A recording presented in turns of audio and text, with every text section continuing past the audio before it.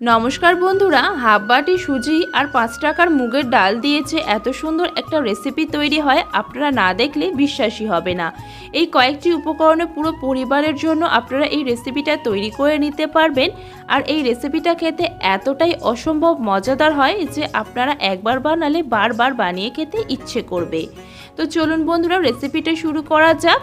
রেসিপির প্রথমেই আমি একটা ছোট্ট কড়াইয়ে নিয়ে নিচ্ছি হাফ বাটি পরিমাণ মুগের ডাল বা 5 টাকার মুগের ডাল। এবার এই মুগের ডালটা আমি হালকা অবস্থায় এরকম শুকনো খোলায় ভেজে নেব। 1 থেকে 1.5 মিনিট ভালো করে ভেজে নিলেই ডালটা ভাজা হয়ে যাবে। যখন এরকম ঝরঝরে হয়ে যাবে সেই পর্যায়ে এর মধ্যে আমি দিয়ে দিচ্ছি জল। হাফ বাটি ডালের জন্য আমি এখানে 3 বাটি পরিমাণ জল দিয়েছি। এবারে ঢাকা দিয়ে এই মুগের ডালটা খুব ভালো করে আমি সেদ্ধ করে নেব। এমন ভালো করে সেদ্ধ করতে হবে যেন সম্পূর্ণ মুগের ডালটা গলে যায়। তো দেখুন, আমি কিছুক্ষণ পর দেখাচ্ছি মুগের ডালটা সম্পূর্ণ সেদ্ধ হয়ে গেছে। এবারে এই মুগের ডালের মধ্যে দিয়ে দেব আমি 4 টেবিল চামচ পরিমাণ চিনি। মিষ্টিটা আপনারা আপনাদের প্রয়োজন মতন কমিয়ে বাড়িয়ে দিতে পারেন। তারপরে দিয়ে দিচ্ছি লবণ। এবারে চিনি আর লবণটা মুগের ডালের সঙ্গে খুব ভালো করে মিশিয়ে নেব। আর হ্যাঁ বন্ধুরা, মুগের ডালটা সেদ্ধ করতে হবে আর লক্ষ্য রাখতে হবে যেন সেদ্ধ হয়ে যাওয়ার পর অতিরিক্ত জল না থাকে মুগের ডালের মধ্যে। চিনিটা দিয়ে দেওয়ার পর কিন্তু মুগের ডালটা অনেকটাই পাতলা হয়ে আসবে। তো হাই ফ্লেমে ভালো করে এই মুগের ডালটাকে নেড়ে চেড়ে শুকনো করে নিয়ে একটা সফট ডোয়ের মতন তৈরি করে নিতে হবে। এবারে যখন হালকা একটু শক্ত শক্ত হয়ে আসছে সেই পর্যায়ে দিয়ে দেব 1 টেবিল চামচ পরিমাণ ঘি। ঘিটা অবশ্যই দেবেন, তাতে এই মুগের ডালের যে পুরটা এটা খেতে বেশ ভালো লাগবে আর খুব সুন্দরভাবে এই ডোটা রেডি হয়ে যাবে। তো দেখুন বন্ধুরা, কিছুক্ষণ পর কিন্তু সুন্দর করে আমার এখানে মুগের ডালের ডোটা রেডি হয়ে গেছে। ঠান্ডা করার জন্য একটা সাইডে রেখে দেব। এবারে আমি নিয়ে নিয়েছি আবারও কড়াইয়ের মধ্যে একই বাটির হাফ বাটি পরিমাণ সুজি। আর সুজিটাও 1 থেকে 1.5 মিনিট একটু হালকা করে ভেজে নেব। আর এরকম সাদাই থাকবে, এরকম পর্যায়ে কিন্তু ভাজতে হবে, কোনো রকম যেন লালচে রং না এসে যায়।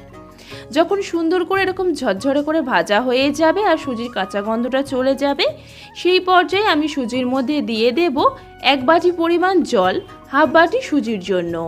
জলটা দিয়ে দেওয়ার পর এবারে দিয়ে দিচ্ছি পরিমাণ মতন লবণ। আর লবণটা দিয়ে দেওয়ার পর একটু সময় নিয়ে ভালো করে নেড়ে চেড়ে সুজির একটা ডো তৈরি করে নিতে হবে। জল দিয়ে দেওয়ার পর সুজির ডো কিন্তু খুব দ্রুতই তৈরি হয়ে যায়, কেননা সুজি কিন্তু খুব দ্রুতই জল শোক করে নেয়।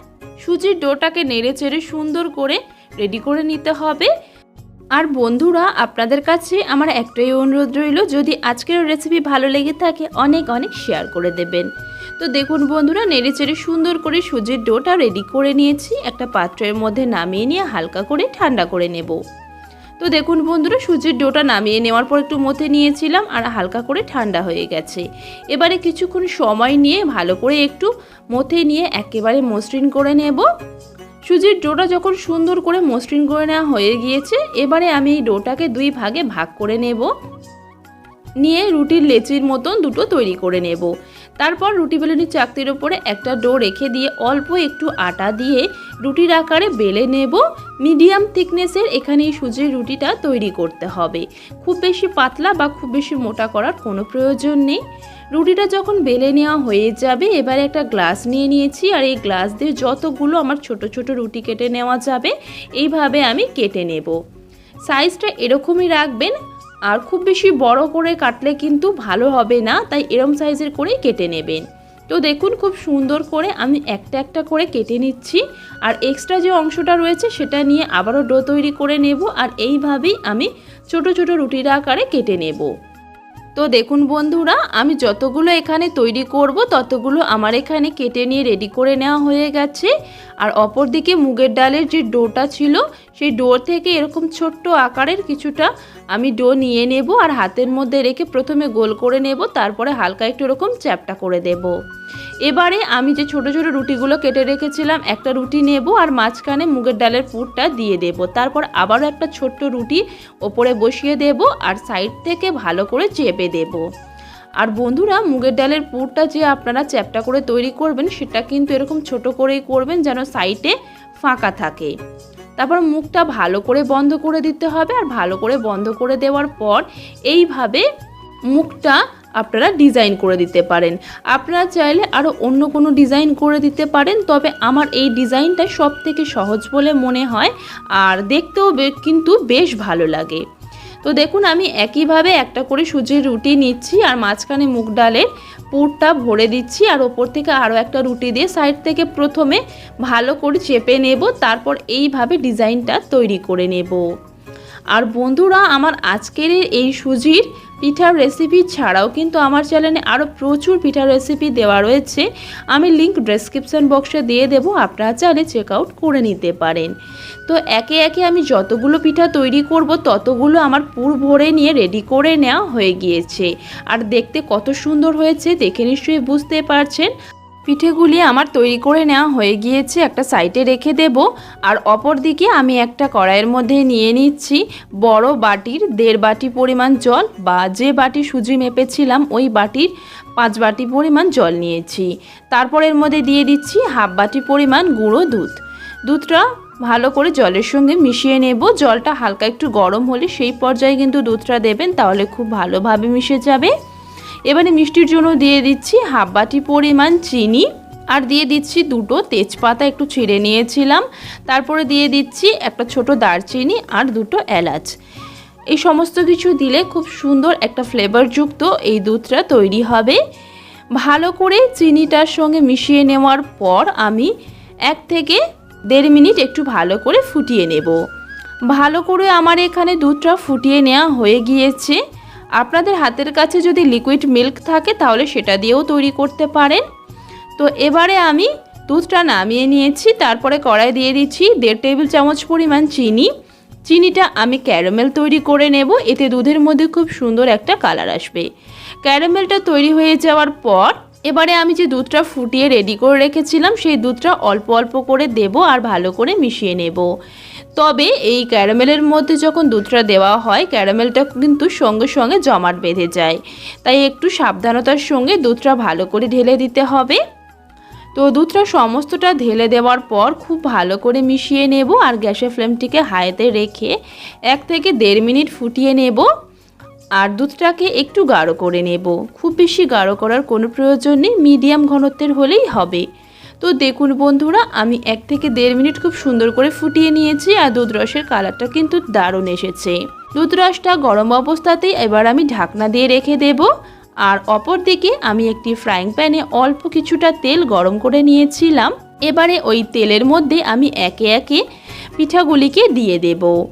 পিঠাগুলি কিন্তু আমাদের তেলের মধ্যে দিয়ে যখন ভাজতে হবে গ্যাসের ফ্লেমটা একদম লোতে রেখে ভাজবেন, না হলে কিন্তু খুব দ্রুতই লালচে রং এসে যায়। একটু যদি মিডিয়াম টু লো হিটে ভাজা হয় তাহলে পিঠাগুলো বেশ সুন্দরভাবে ভেজে নেওয়া যায়। তো দেখুন বন্ধুরা, আমি প্রথম পর্যায়ের পিঠাগুলিকে সুন্দর করে উল্টে পাল্টে লালচে রং করে ভেজে নিয়েছি। এবারে তেল ঝরিয়ে পিঠাগুলিকে তুলে নেব। আর পিঠাগুলি তেল ঝরিয়ে তুলে নেওয়ার সাথে সাথেই আমি এদিকে যে দুধ রসটা গরম অবস্থায় ঢাকা দিয়ে রেখে দিয়েছিলাম তার মধ্যে পিঠাগুলিকে দিয়ে দেব। আর পিঠাগুলি দিয়ে দেওয়া হয়ে যাওয়ার পর আবারও গরম অবস্থায় ঢাকনা দিয়ে রেখে দেব। আর একইভাবে আমি অন্যান্য পিঠাগুলিকেও ভেজে নিয়ে রেডি করে নেব।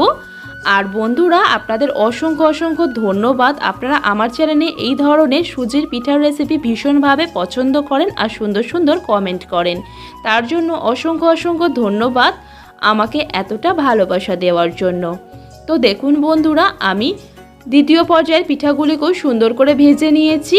আর একইভাবে দুধ রসের মধ্যে আমি পিঠাগুলিকে দিয়ে দেব। আর দুধের মধ্যে ভালো করে ডুবিয়ে দেওয়ার পর আবারও ঢাকা দিয়ে 1 থেকে 1.5 মিনিট রেখে দেব। খুব বেশি সময় ধরে রেখে দেওয়ার কোনো প্রয়োজন নেই। তো দেখুন বন্ধুরা, আমি 1 থেকে 1.5 মিনিট ঢাকা দিয়ে রেখে দিয়েছিলাম। সুন্দরভাবে কিন্তু পিঠাগুলি নরম হয়ে গেছে। এবারে আপনাদের পরিবেশন করে দেখাচ্ছি বন্ধুরা। পিঠাগুলি কিন্তু খেতে দুর্দান্ত স্বাদের হয়।